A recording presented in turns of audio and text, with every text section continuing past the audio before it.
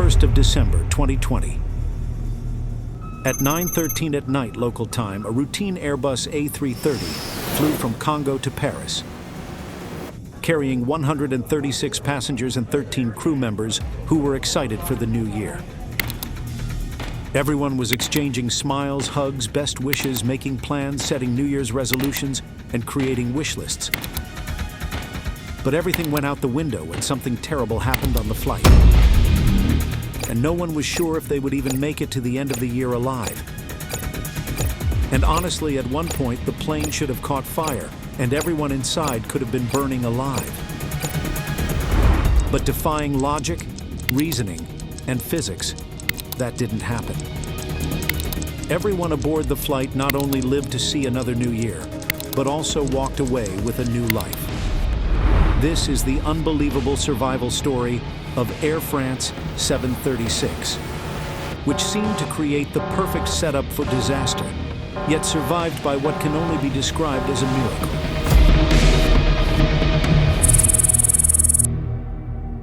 Trust takes years to build, but it can fall apart in seconds, and nowhere is that truer than in aircraft maintenance. The captain on this flight is 54, with almost 12,400 hours in the sky, which sounds solid. But he has only about 80 hours as captain on this particular aircraft type. His two first officers are military trained, sharp, calm under pressure. And the senior purser has more than 16,400 hours, making her the most seasoned person on the entire plane. So, on paper, the crew looks strong. But the aircraft itself tells a different story. This Airbus A330 is 18 years old and has just come out of heavy maintenance in China. Both engines were removed, major work was done, and then everything was put back together. Somewhere during that process, a mistake slipped through. A small mistake that hides and picks its moment. The fuel system on the A330 is surprisingly complex, with 2 tanks in each wing, a center tank, and a trim tank in the tail. Inside each inner wing tank, there's a collector cell that pulls fuel in and feeds it through thick hoses to the engines. When the engines are taken off, these hoses are disconnected, and when the engines go back on, the hoses get reconnected using a part called a flange. It sounds like a routine job, but it's tricky because these flanges don't sit perfectly on their own. They shift, they misalign, and if the bolts aren't tightened to the exact torque, they slowly loosen during flight. And once that happens, fuel begins to leak from a place where fuel should never be leaking.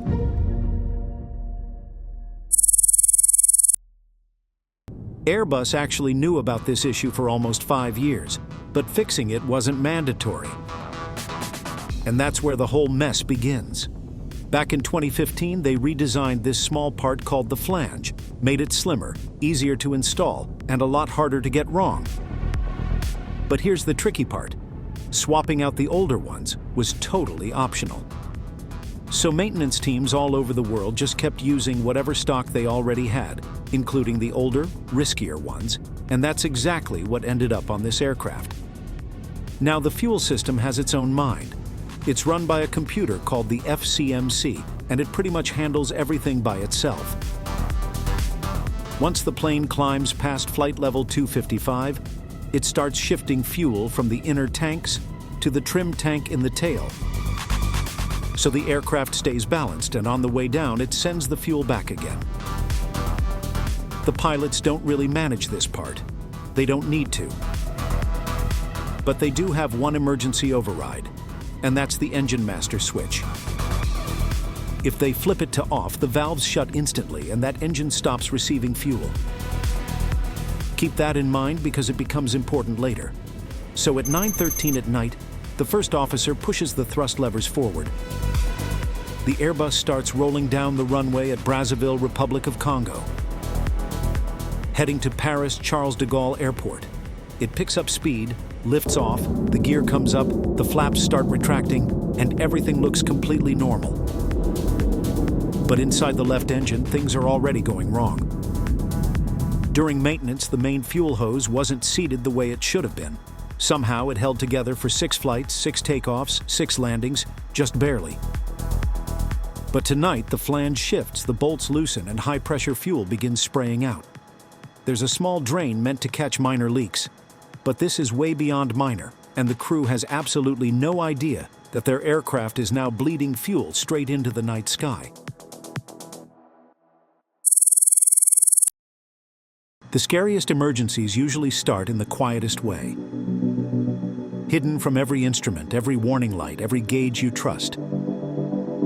The takeoff feels smooth, the climb feels perfect, and air traffic control clears them straight up to cruise altitude, 38,000 feet.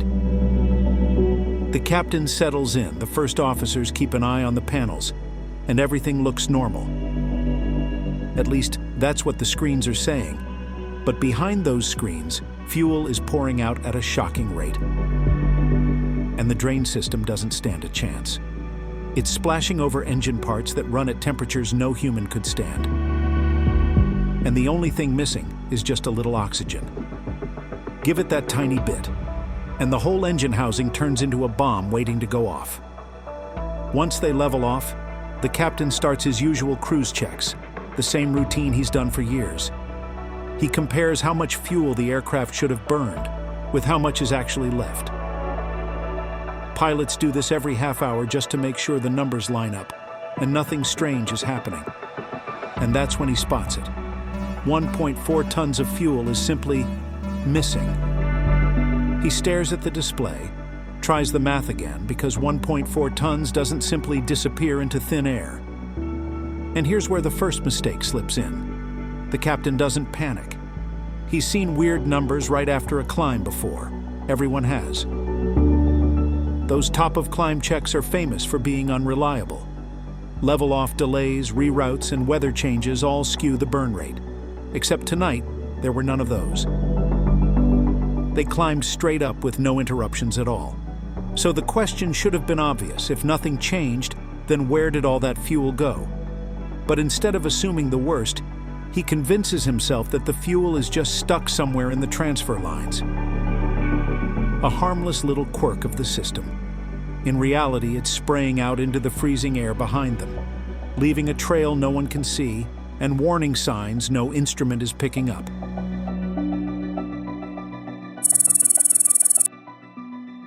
The captain casually tells the crew to keep an eye on the fuel because something doesn't look right. So the 2 first officers bring up the fuel page, study the numbers, and immediately feel uneasy. With every passing minute, more fuel is disappearing, not by a small margin, but by a lot. So they start pulling weather reports for alternate airports and quietly planning ahead, just in case. About 20 minutes later, the relief pilot calls the captain back, and the look on his face says everything. They've already lost 2.1 tons of fuel, and then comes the part that turns concern into real fear. The left tanks are 400 kilos lighter than the right. That's not a transfer issue or a computer glitch, that's a leak, and it's on the left engine side. Now, an A330 can handle an imbalance like that without any structural trouble. It can fly with almost 3,000 kilos of imbalance and still behave normally, so the plane isn't about to tip over. But if there's a leak, you don't move good fuel from the right into the left, because that's basically feeding a hole. You stop the loss, and the only way to stop a leak in flight is to shut down the engine. The crew reaches for the fuel leak checklist, but even in that moment, they're sliding into a critical mistake, treating the situation like a minor inconvenience instead of the full-blown emergency unfolding right in front of them.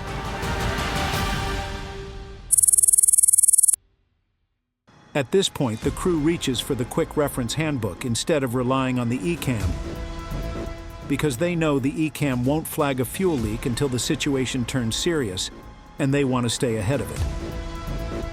It's a smart move, but this is where the human mind creates a trap, since experience makes us believe we know better, that we can judge the situation ourselves, that we can handle it our own way. The captain opens the fuel leak checklist, and the very first line says to land as soon as possible. Not when it's convenient, not when they feel ready, but immediately. and yet they're already too far from Brazzaville. The nearest safe option is Yaoundé in Cameroon, just 250 nautical miles away. But the crew is more comfortable with N'Djamena in Chad, which is over 520 miles. More than double the distance, and that familiarity quietly pulls their decision-making off course. By 10:14 at night, the checklist gives the next step. Shut down the engine on the suspected leak side right away. Because a fuel leak can drain the tanks in midair. Because spilled fuel increases the fire risk dramatically. And because an uncontrolled engine fire is one of the worst situations any crew can face. The checklist even lays out the logic in simple terms. Cut the fuel with the master switch, see if the leak stops, and if it doesn't, restart that engine and test the other side. It's direct and completely unambiguous. Yet all three pilots pause and look at one another, holding back for a moment. Caught between training and instinct, thinking they can still manage this their own way.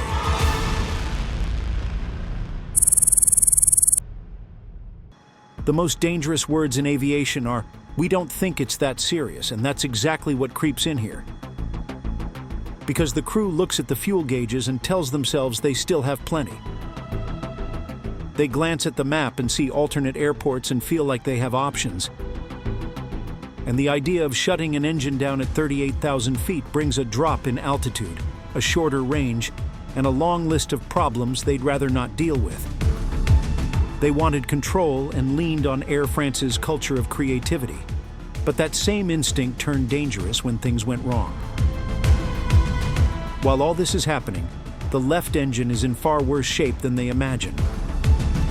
With the main fuel hose completely blown open, spraying fuel non-stop. Overwhelming the drain system and coating hot metal inside the turbine and exhaust. And the only thing stopping it from catching fire is a mixture that's too rich to ignite. Which isn't skill or engineering at work, it's just luck holding on for a few more moments. The captain finally calls the maintenance technicians up to the cockpit, and they move toward the overwing windows, hoping to spot the leak. But it's pitch dark outside, visibility is terrible, and they can't see a thing.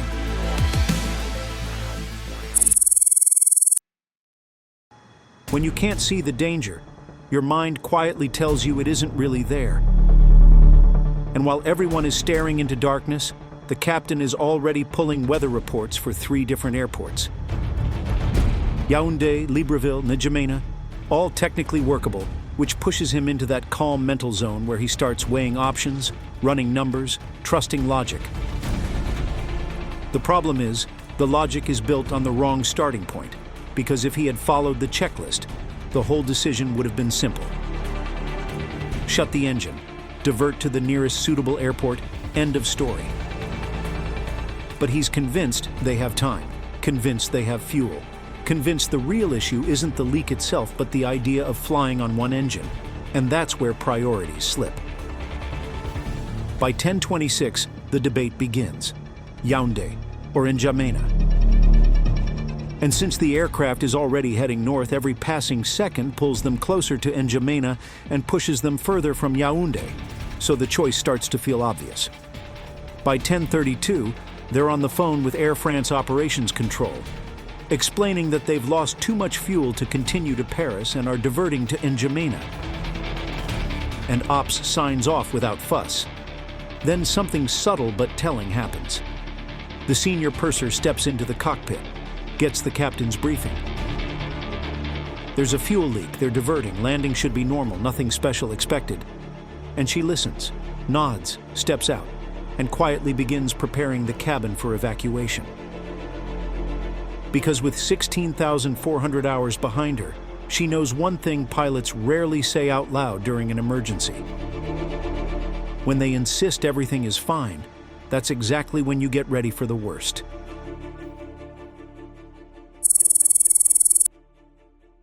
Experience isn't just about time in the logbook.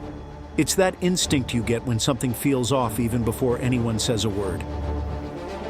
So, the purser doesn't argue with the captain. She doesn't challenge his call. She just moves through her routine in a calm, practiced way. Making sure the cabin crew is ready, passengers are briefed, exits and slides are in her head like muscle memory. If nothing happens, perfect. If something does, she knows they won't freeze. That's what real experience looks like.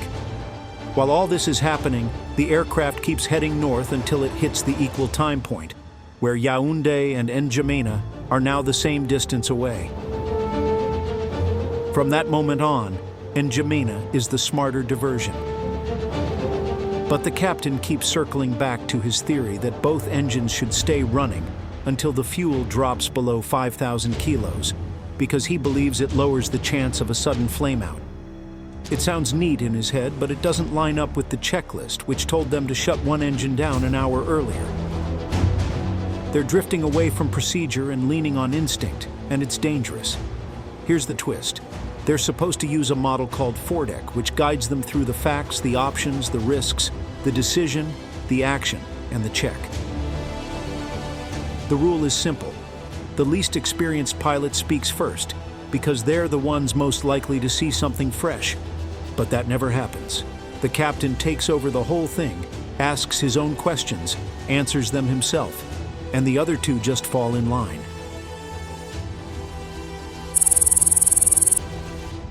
Groupthink doesn't only happen in boardrooms, it happens in cockpits, and it can cost lives.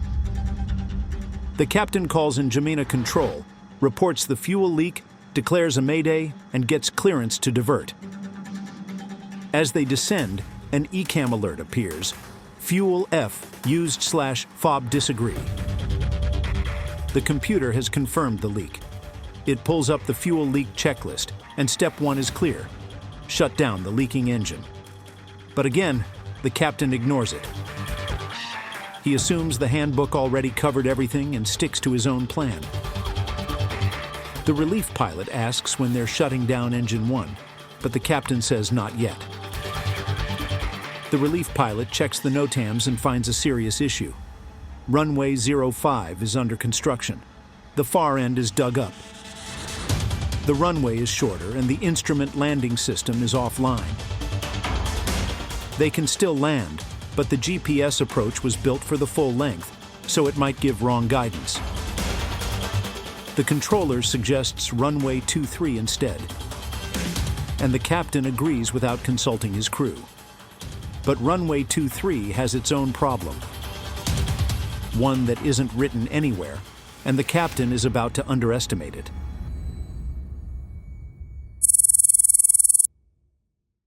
The Air France manual warns about runway 23 at N'Djamena, because this time of year, strong tailwinds build up on approach even when surface winds look calm. Tailwinds push the aircraft faster toward the runway, make you touch down hot, and increase the distance you need to stop. On a short runway, that's a real risk. The captain knows this, but he doesn't treat it as serious. That's the first mistake.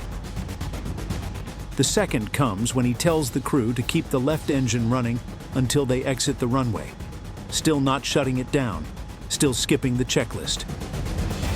During descent, he takes the controls while the first officer starts the approach briefing, and a maintenance engineer suddenly steps into the cockpit looking worried.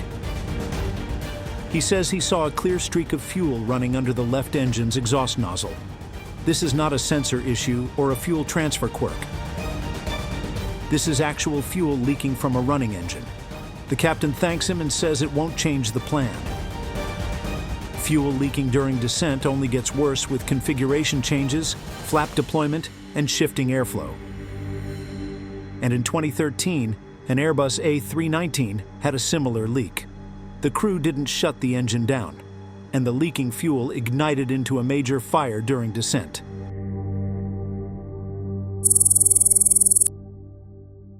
History repeats itself for people who ignore the signs, and that's what's happening here. The first officer understands the real danger and says the main risk is fire, but the captain isn't focused on that. He's worried about a single engine go-around, delays, and complications, not the possibility of the aircraft catching fire. At 11:18, another ECAM alert appears, fuel imbalance again, pointing them back to the fuel leak checklist and telling them once more to shut down the left engine. The captain ignores it again because there's no fire warning yet. As if flames need to be visible before action is taken. The relief pilot suggests shutting the engine down, but quickly adds that keeping it running isn't wrong either, so no one challenges the captain, and the crew moves toward trouble together. Then the captain tells the first officer to pump the brakes during rollout, even though pumping the brakes only adds heat and doesn't help at all. If they had followed the checklist an hour earlier, the engine would already be off. The leak stopped and they would likely be diverting to Yaoundé with a longer runway and better conditions. Instead, they continue descending into a situation they created. By 11:28, 1 hour and 14 minutes after the leak was first detected, they're cleared for a manual approach to runway 23. They choose flaps 3 instead of full flaps, which helps if the engine fails, but forces a higher landing speed and a longer stopping distance.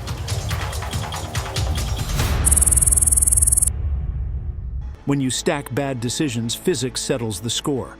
The aircraft is sinking down the glide path with a 32-knot tailwind, pushing it faster on a runway that's already too short.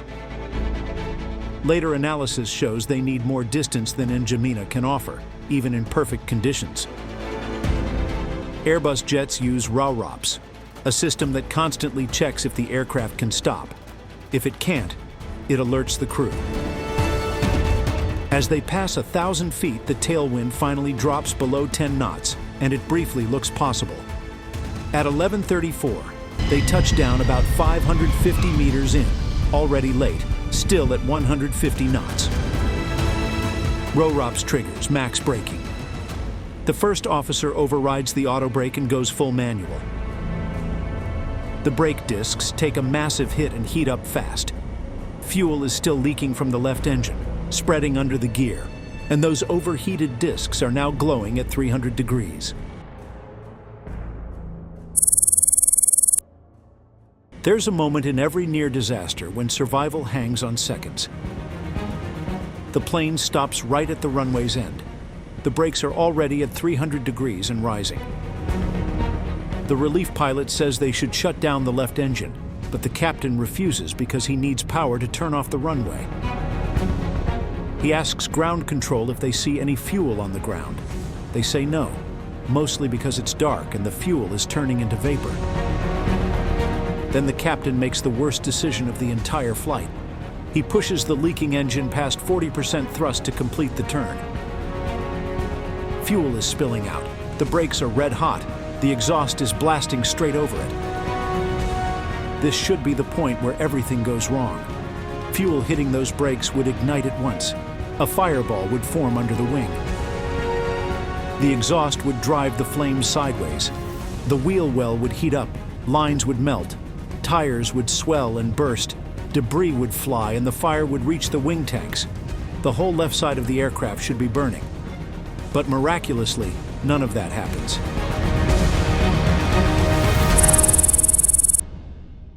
The fuel doesn't ignite because the mixture is too rich to burn. That isn't engineering saving them, it's luck, and luck doesn't repeat itself. The crew shuts down the left engine only after the turn, with fuel still pouring out. They've lost more than 5 tons in flight and a few hundred kilos while taxiing. By the time they reach the stand, the brakes are at 600 degrees, hot enough to ignite vapor. Passengers stay on board as fire crews soak the area under the left engine. Everyone gets off without injury. That's what makes it unsettling. They survived after ignoring the checklist, delaying the shutdown, taking a short runway with a tailwind, landing fast and long, using maximum braking with fuel leaking, and adding thrust near overheated brakes. Any one of those choices could have ended the flight. Somehow they walked away. And that's the dangerous part.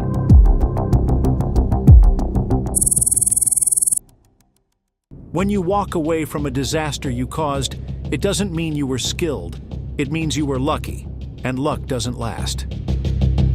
Investigators later found the fuel leak came from a wrongly mounted hose between the engine and the pylon, linked to an old flange design Airbus had already warned about. Airbus issued a mandatory order to replace those flanges and updated the fuel leak checklist to make the fire risk clear. Air France added new training and simulator sessions to drill fuel leak emergencies. The BEA said Air France crews had a pattern of ignoring procedures and relying on experience instead of checklists, and the airline needed to fix that culture. This wasn't the first time, and without change, it wouldn't be the last. Procedures aren't suggestions. They exist because past crews paid the price. In a crisis, the mind creates false confidence. The captain had more than 12,000 hours, but only about 80 on this aircraft. The rest of the crew was experienced too, yet they made the same choice. They trusted themselves more than the checklist. If they had followed procedure, they would have shut the engine down, diverted to Yaoundé, and landed safely. Instead, they took a risk with 136 lives and survived only because chance worked in their favor.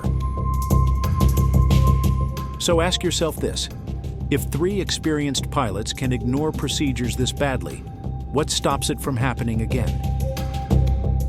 And when does confidence cross the line into arrogance? When does "I know better" become the last thing you ever say? Drop your thoughts in the comments. And if you want more deep dives into aviation incidents where small decisions had massive consequences, subscribe and hit that notification bell, because the next story might be even closer to disaster than this one.